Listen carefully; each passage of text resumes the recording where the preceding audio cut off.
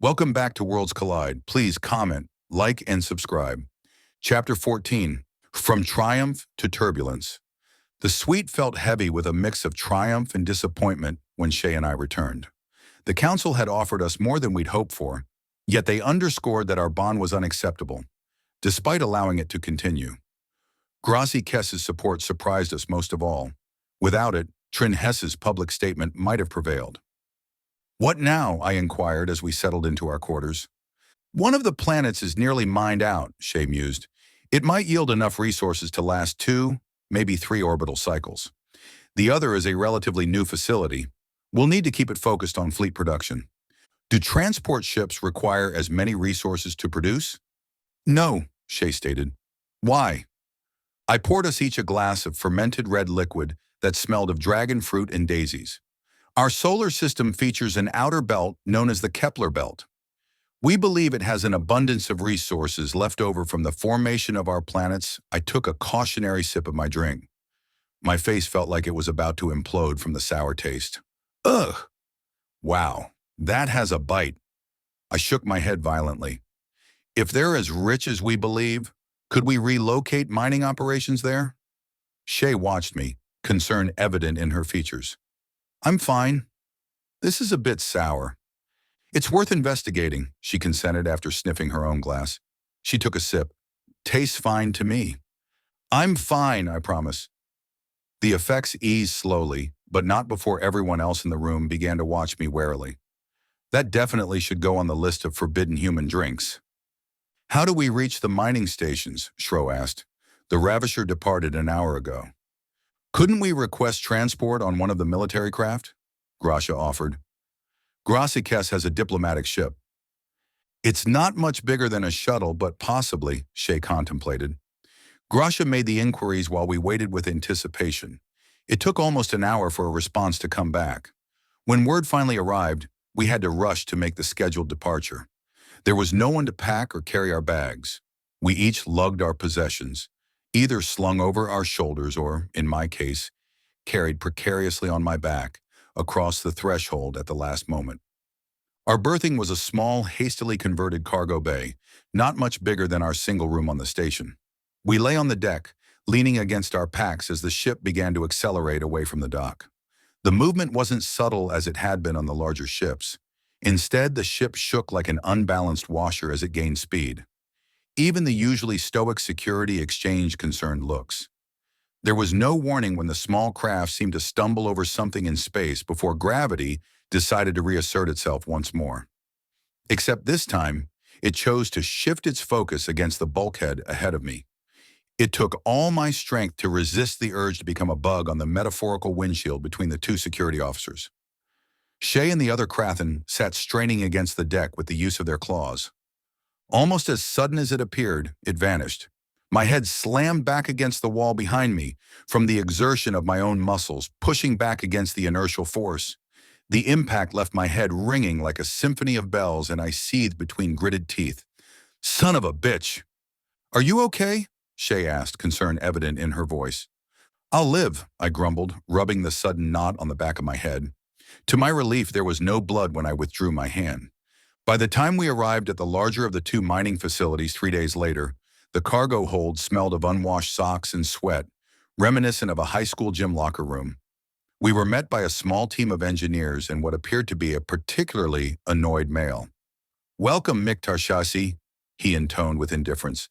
"I am Maso Uzga. I oversee all mining and production. Koshto will see to your needs." He gestured to a slightly younger male standing just behind him. "I have a facility to run." He turned abruptly and departed. Shay watched him leave with a darkened expression. "I apologize for Masa Uzga's behavior, Miktar." She fixed the poor male with a stare that made him seem to want to be anywhere but where he was. Koshto quickly tilted his head in submission. "I will escort you to your rooms if it pleases you, Miktar." What their meeting lacked in reception, their suite compensated for in vastness and sophistication. The walls were painted crimson and accented with gold trim. The initial room was dominated by an equally impressive desk fashioned from what looked like dark mahogany, with a holographic terminal built into its black surface. "I hope your accommodations will be acceptable," came Koshto's nearly trembling voice. They will suffice. Shay's voice softened slightly. Would you kindly coordinate our needs with Gracia? She said, gesturing to him. Is it me, or did the administrator appear a bit displeased by our arrival? Shro commented. He was appointed by my father, Shay remarked, absently at first, and then more clearly. He will have to be replaced. If you'll excuse me, I stated, heading in the direction of the ever-increasingly ornate hall. I need a shower. My own odor offends my senses. I can only imagine the effect it has on all of you. I found the shower soon after, attached to a room with varying plants that grew around the walls. I almost disregarded the room as some hydroponics bay until I noticed the largest bed I had ever seen. The whole scene looked like someone decided to set up a king's bedroom outdoors. The shower resembled a makeshift waterfall set into a cliff face. To my surprise, there was no murderous stream of angry water attempting to fillet the skin from my bones. The water poured calmly over the overhead ledge with the force and temperature of a midsummer downpour. I stepped from beneath the waterfall only when a chime announced the end of allocated water approached. There was no towel to dry, only the forced air system common to all other Creighton wash facilities. I stood with my hands supporting my weight against the wall as the jets of warm air cascaded down my body. I stood there long after the dryer had ceased operation, not wanting to move until a resonant purring filled the air. That was the most amazing shower I have ever experienced, I sighed with regret. I turned my head to see Shay leaning against the doorway. She began to approach, but I held up a hand to stop her. Not until you shower. You smell like me before my shower. I believe we all do, she said as she ran a single claw down my chest and abdomen playfully. I lay watching the doorway when Shay emerged. I marveled at her figure as I always did, taking in her toned physique. Except this time, she lacked the tightness in her abdomen. The concept of her carrying our child still fascinated me. I watched her, thinking that her form seemed more feminine with each passing day. Not only had her abdomen begun to swell, but her breasts as well, now more prominent than they once had been. It's your fault, she purred as she entered the room, as though reading my mind. I seem to recall you being present for the act on multiple occasions, I retorted, emitting a purr of my own. Neither of us possessed the energy or strength to engage in anything beyond exchanging teasing barbs. We simply lay curled together, gazing at the stars outside the glass-domed ceiling. We observed distant stars wink in and out of existence against a red, purple, and blue background of the nearby Cradle Nebula. I wish we could observe skies such as these on Earth without the aid of space telescopes, I mused softly. Even those images don't render the colors as I perceive them now. How so? She responded sleepily. The colors are darker and more subdued, but with a mixture of brilliant contrasts. I pointed at the swirl of cloud-like structures. There are truly subtler shades that invite curiosity. Curiosity killed the cat, she quoted a human phrase. I shifted to blow gently on her ear, causing it to twitch in response. A claw dug into my ribs in response as well, making me tense. Curiosity also propels humanity to advance as rapidly as we have, I countered between clenched teeth. At what cost? She asked. Sometimes at significant cost, I gasped as her claw retracted, but with an abundance of benefit at times. I drifted off to sleep with chaotic images of color dancing behind my eyes and filling my dreams. I emerged from the bedroom into the commotion of maintenance personnel engaged in the radical transformation of the outer veranda. Frey stood at the center, directing the flow like a conductor weaving a melodic masterpiece. Good morning, I greeted with exaggerated enthusiasm. In reality, it was way too early to endure the assault to my sensitive senses. She resides in the outer office, she responded without looking at me. I paused briefly to retrieve something to drink from the kitchen on my way to join her. I sampled a few of the colored drinks before settling on something that reminded me of a watered-down citric cocktail. Shay sat surrounded by Shro, Gracia, Koshto, Grasikes, and 3 other new arrivals situated around an oval table. Each of them glanced up in my direction as I entered and handed Shay the drink. I apologize for my tardiness, I stated, more cheerfully than I felt. My senses reeled from every stimulus as though I were intoxicated. This is my mate, Mitchell. she introduced once her right eye stopped twitching after taking a sip of the offered drink. I smiled and nodded as I took my seat beside her. Kino is the lead mining engineer. Trini is our lead ship system engineer. And Grenshaw heads up the structural division. Each nodded in turn at the introductions. Each set of new eyes held a hint of polite curiosity, but none displayed any disdain toward my presence. As I was saying, Prashro will assume overall site control and act as military liaison. And what of Maso Uzga? Inquired Kino. He was a short but muscular white male with gray tufts at the end of his ears. He will be stepping down from his leadership role here and returning to my father's operations elsewhere, Shay remarked flatly. I believe our interests would be better served with a military head. She will be able to predict and suggest improvements based on experience. Kosto seemed a bit perplexed at the sudden change. Who will oversee the actual ship construction? Maso Uzga traditionally handled this. You will, interrupted Shro. I am not an engineer. We will require someone who understands current shipyard operations. Do you think you can fill that role? The engineers exchanged glances, but each nodded before Kosto spoke. I believe we will be able to work seamlessly together. Ultimate design decisions will still belong to me, Shro continued, but each of you are experts in your respective fields. I will expect each of you to fulfill your roles honorably. Discussions revolved around logistics and current projects. Refineries operated at just above 50%, while ship production ran slightly ahead of schedule. 3 cruisers were actively being assembled, each in varying staggered stages. The first was expected to begin flight testing within the next month. I watched with incompetent fascination as plans were discussed for the next ship to enter production. I lacked the technical knowledge to fully follow the concepts being discussed, but the graphical representations were awe-inspiring to my inexperienced mind.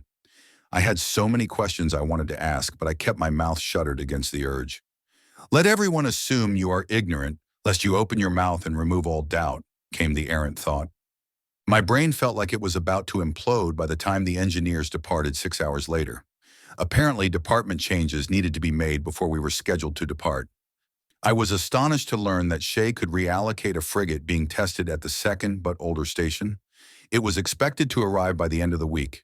It would then transport us back to Torino's shipyard, where Gracia would assume control of the station.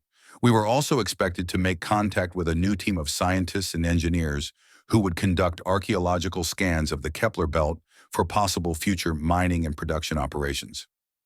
Shay motioned for me to follow her after dinner. She led me wordlessly through a maze of halls with clear walls that offered an unobstructed view of both distant space on one side and a clear view of the newest fleet ship set against a rocky planetary backdrop. The planet appeared a hazy yellow with a rippling rainbow of color outlining the poles. The massive cruiser seemed to sit on rows of scaffolding with completed outer hull sections protruding from either end. Large cranes mounted to rail systems moved along the hull, relocating large pieces of plating. I gazed in awe at the scenery before me. No references could account for the sheer scale of what I witnessed. This is amazing, I whispered. I turned to look at her. It's like a giant city. Shay nodded and smiled. Nearly 3,000 engineers and laborers are assigned to this station. We can produce 2, maybe 3 ships annually here. I turned back to the scenery unfolding before me contemplatively. How difficult would it be to construct something like this near Earth? As long as the resources are available, possibly 2 years, she reflected.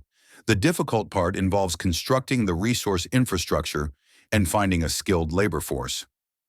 I wonder if we can quietly recruit my own people to do this. I mused aloud. We would require currency to do it, though. Shay and I wandered the station for hours, touring departments and inquiring about the ongoing work. Most sections were open areas containing materials, but a few were guarded and sealed. Every security team challenged us, and each time Shay accessed the biological scanners without difficulty. That didn't prevent them from regarding me with open suspicion. Each day comprised extensive tours of both the ships and the facilities that supported them. The refineries on Fekluko were hidden well beneath the planet's surface, out of sight from any ship that were to pass overhead. Vents poured superheated steam out into the planet's atmosphere, where they generated their own climate system that condensed into rain in the cool air. The transport into the mining facility itself took nearly an hour via elevator and hover car. Kino escorted us personally throughout the compound, explaining the innovations developed over the past 5 orbital cycles. I proposed my idea for mining asteroids in my home system. Kino considered his response for several long minutes. I was nearly ready to give up when he eventually spoke. Refining the raw material would require a specialized orbital station or have to be built into a large orbital body, but it can be done. He shot me a quizzical, sideways glance. Do you know where we might find an asteroid field rich enough in ore to make it viable? My solar system possesses 2 such potential places, I informed him. Why haven't humans surveyed these locations? I blushed with embarrassment. We have sent a handful of probes to investigate and viewed them with space telescopes, but we lack the ships to reach them. I am the first human to venture past our own moon. Kino stopped and turned to really look at me. I thought you would be more developed. I glanced at Shay, who urged me to continue. We plan to conduct a detailed survey of my system for possible resource extraction. I am confident that once we are able to locate a rich target, we can quietly enlist my people to develop the infrastructure to help with the war. Mitchell's people are very adaptable once they have the resources at hand, Shay contributed. Their governments are adept at war, but struggle to direct innovation efficiently. If we can enlist people under the guise of a private company with Krathan industrial technology, I believe we can accelerate our timeline beyond expectations, I concluded. Kino seemed to consider this and then shrugged. You know your people better than any of us. If Miktar Shaisi decides this is a viable gamble, then I would be pleased to help facilitate it. Kino tilted his head in respect to Shay. Shay nodded back slightly. I am currently working to allocate one of my science vessels to survey the system. Your expertise would prove invaluable if you can be spared here. Kino's ears perked with interest. I would be honored, Miktar.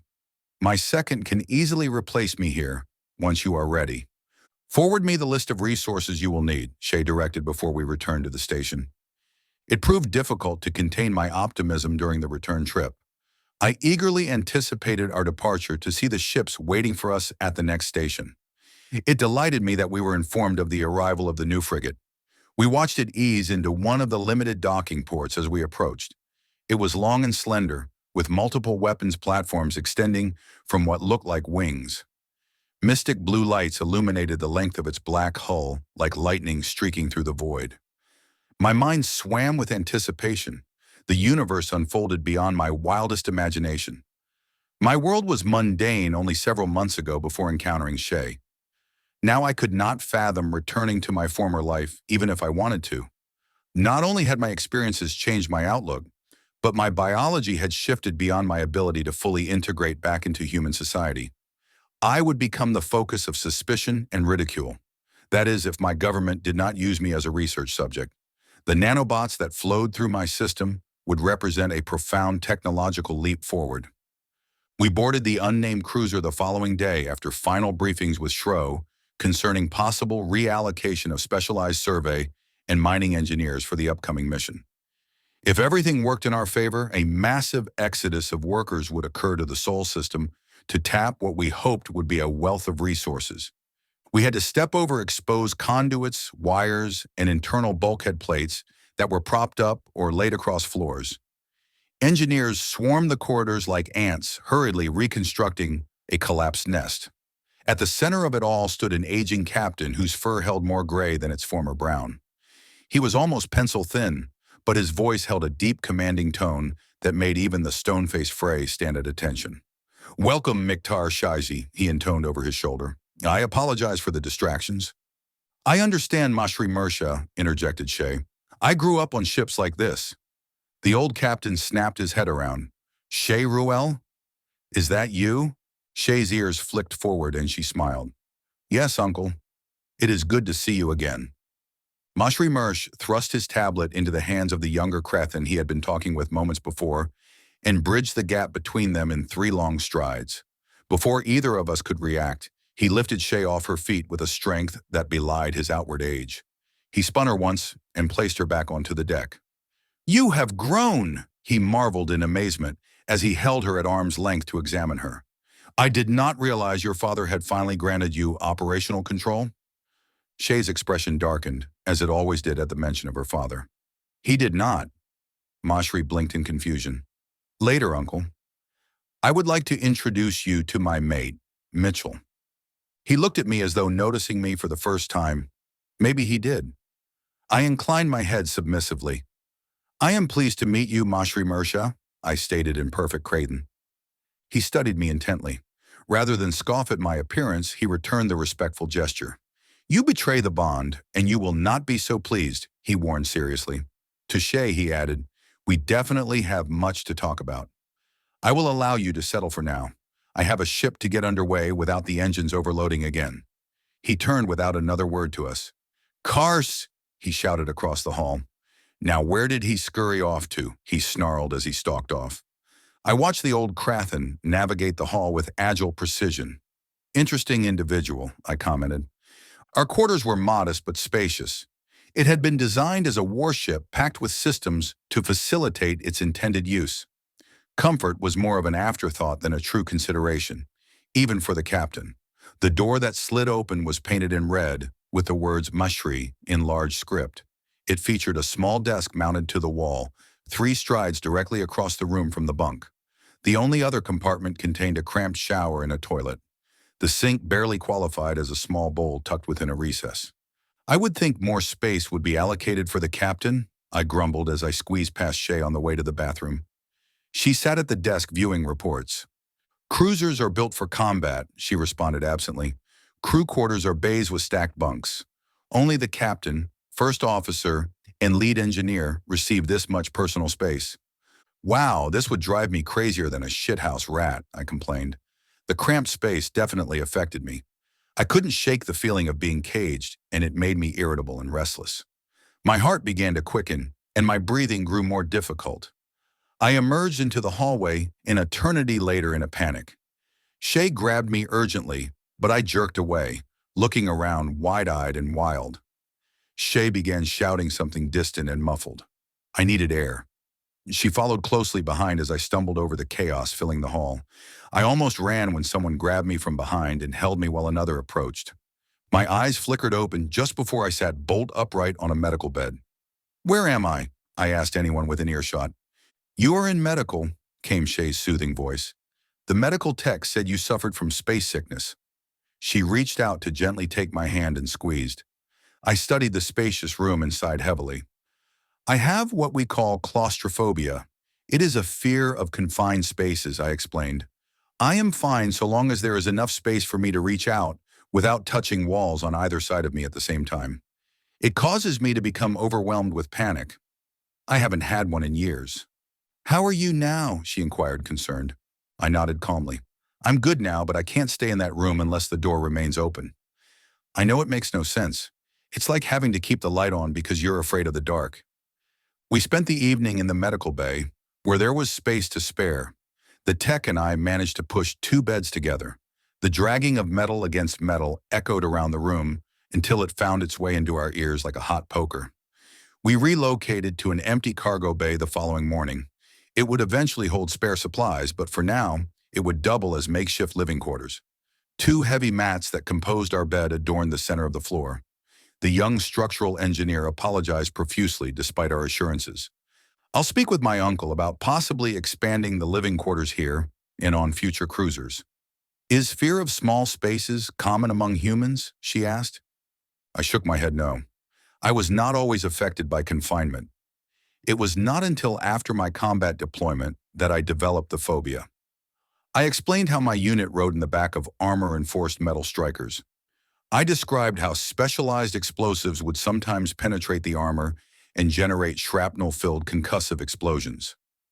Mashri Mershi initially resisted the idea of expanding the senior officer's quarters, but eventually relented at Shay's urging, especially in light of my affliction. He still grumbled about having to reroute critical electronics and cutting out bulkheads. The end result necessitated 2 auxiliary stations to be shifted inward on the bridge by 5 feet. The odd intrusion within the space did have the unintended effect of creating space for 2 additional wall terminals. Join us for more from Worlds Collide.